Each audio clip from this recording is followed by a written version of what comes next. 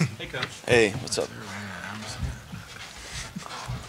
Guys, we're joined here by Elon head coach Mike Schrage, Hunter Woods, Marcus Sheffield, and Chris Wooten. Coach, we'll start it off with an opening statement from you. Got a lot of respect for James Madison and you know, Lou, and I thought we'd get their best shot today. You know, every team's 0-0. You know, this time of the year, we know they're a really good team, and obviously give them credit. They jumped us right away out of the gate, and some of them were tough shots too. It wasn't just some stuff that we could control. So from that point on, getting down 12-0, I thought our guys stayed really poised like they have all season, and we just kept battling back and stayed positive about it, and felt pretty good about being a two-possession game at halftime, and you know, obviously made plays late. You know, we've really grown in that department this last 6 weeks. A credit to our guys. They're making plays late. Chris Wooten hit such a big shot, and then, like I've told the guys in the locker room, Chef is what we call him. I don't care what he is from the field. He sees so many bodies and contact and stuff, but we're gonna call his number. You know, I believe in every time we call his number, he's gonna take advantage of it. And Chris's shot and those two shots that or two plays that Chef made obviously made a big difference there at the end. But I thought everyone contributed, and it's, you know, this time of year you just gotta grind it out and win, and that's what we did. So. We'll open up to questions.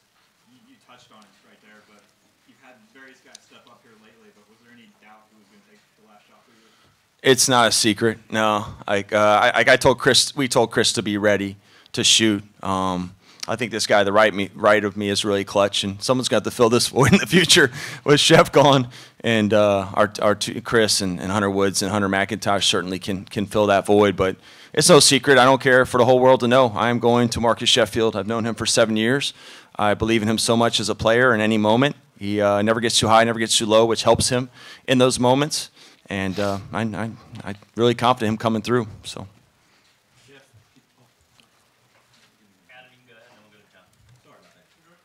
Jeff, take us through the end, and I guess you got the ball maybe 7 or 8 seconds left over there on the wing. And, how did it develop? What did you see, and what did you feel? Yeah, that's a play that we've had in the menu all year, and yeah, I just caught the ball on the left side on the wing, and I knew I kind of wanted to just get to my pull-up, create some space, and I was able to get the shot up. As a follow-up, have you ever made a game winner, and how does it feel? I don't know, to be honest. I probably made a game winner like when I was really young, but nothing too memorable. But this one was definitely memorable, something that He's made a lot of close to game winners this year. I know that much. Yeah, but it's definitely a game winner I'll remember for a while. Chris, as you saw, you know, Seth coming up the court, and you guys starting to work through that set, and then the ball ended up in his hands. Like, what did you see? And I mean, did you think it was going in when it left his hands? I'm always with this guy, so I just know what he can do. And when the ball left his hands, I had no doubt that it was going to go in. He put so much work in. He works on that shot time after time, and like that's just something that he does all the time. Nice. Chris, it looked like Banks kind of threw you out of bounds in the corner on that one play. You barely, I don't think you missed the shot after that. Did your mindset just kind of go into overdrive after that? Yeah, for sure. I kind of had a thing out for all of them guys after that. They let that happen. So I just wanted to go out there and compete. I wanted to win. So I made that play because I wanted to win, and I made plays down the stretch because I wanted to win. That's all. Coach, did you have, you know, they looked at who had possession. Originally he said JMU had it with, whatever, 23 seconds left, and they switched it to you.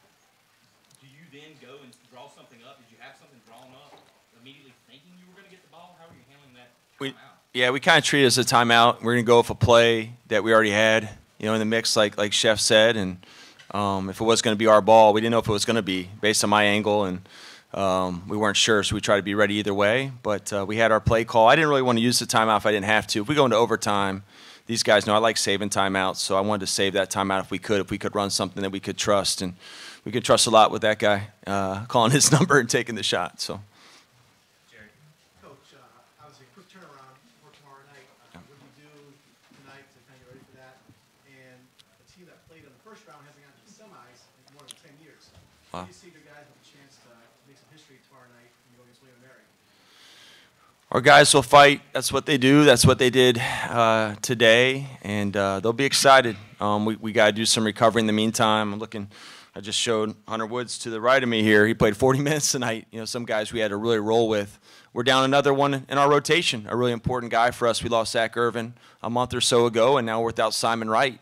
So Hunter, you know, all these guys, you know, I think all of them know they're going to roll and play big minutes. But Hunter Woods, all of a sudden, without Simon Wright, has to play those kind of minutes for us. And I have no problem with it. But to answer your question, we'll get these guys back to the hotel, good meal, ice bath, Normatec, whatever we got to do for recovery. And I'm confident in my guys, and we'll be ready to roll come tomorrow. We'll take tomorrow to kind of get educated again on William & Mary. We just played them.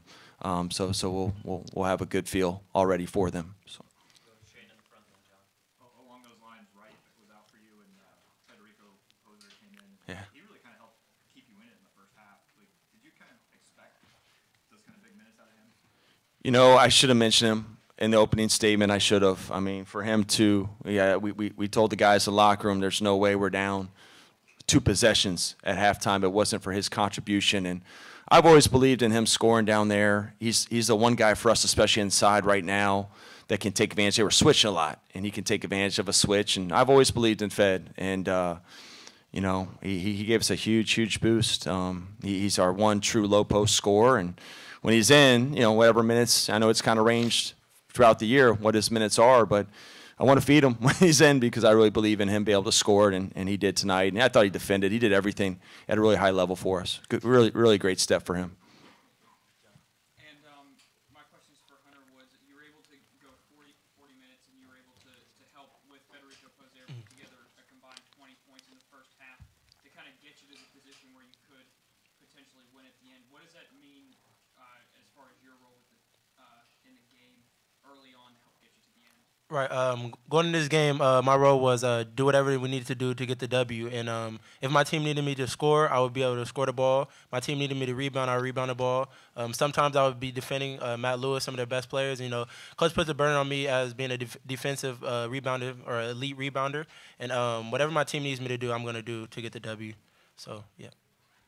Chris, I mean, that's about as much as you guys struggled offensively in a long time, I feel like. You know, with McIntosh in foul trouble, Chef wasn't, you know, his normal self until the very end. You know, it's hard not to feel like things were working against you out there, and you know, knowing that this is a one-game season here. Did you feel like, was it hard not to feel like things aren't going our way? Not at all. I have a lot of faith in my teammates. So I just knew if we played together, played strong, that we'll be able to take advantage of what they give us and be able to win the game tonight. Jerry? For all the guys, how does it help you know when you play when you're really close twice? You get a chance to the last few minutes both times. How does that help you going into tomorrow on the short turnaround? Marcus, why don't you start? I mean, we're confident against William & Mary, but not only just them, just every team in the conference. So I think just playing them just probably like a game ago, we know like what the game plan is probably going to be, know their personnel, know their plays, like stuff like that. So I think we're just confident going in that we can get the W. Chef, who got to you first when they came and mobbed you after the buzzer? After the buzzer, I'm not sure. It was a blur. It was a blur. I can't really remember, but I mean everybody came over and hugged me, and congratulated me. So yeah, it was great. Mike, what did you think about the first half? I mean, I just thought it was such a struggle, and you know, you guys didn't seem like yourselves at all. I wouldn't say that. It was disjointed. It was. We got in some foul trouble, and we rolled with a lot of guys who had 2 fouls, which you got to be smart about. But these guys know for at least today I didn't want to play zone. And so unless a guy picked up a third, I didn't want to go zone. So we rolled with those guys, and we dug ourselves a hole early, but I give that credit to James Madison too. And, you know, I think it's tournament play. It's a grind. Every team this time of the year, they know it's an opportunity to make a statement and win. And they're really physical and tough with us, and I give them credit. But our guys will never stop fighting. They haven't all year. You've watched them. And that's what we did. So. Coach, do you feel like this is the first win of its kind? Like, obviously trailing the whole game, but I've asked you several times this year where different plays fall on the learning to win curriculum. What do you think about this game and the way they won today? Yeah, just proud of them. I mean, that 4-minute timeout, we're down. Northeast, it reminds me of Northeastern at home, if you remember that game. I thought that was the game we broke through and won, late. I thought we obviously were down in that one and had to make plays. So that's the one game that immediately comes to mind that was similar to tonight. So. Coach, a lot of times in a tournament situation, you'll see a team that's favored to win, by a decent amount, and you expect to win fairly easily, but you get a scare, and then you kind of sometimes makes it easier to come back the next day. Do you feel that could sort of work to your advantage a little bit more? I guess. I mean, these guys know we prepare the exact same way no matter who we're playing and competing against. So this whole year. So we can lose to anybody, and we believe we can't beat anybody too. We've had moments of that, not just against competition in our conference, but high major competition too. And this team is just growing and getting better, and proud of them. So it's hard for me to talk about anything right now than the game we just had. And my mentality is, hey, we got to get these guys some food and certainly get them rested, get them iced up. So we'll be ready to roll about the same time tomorrow. So.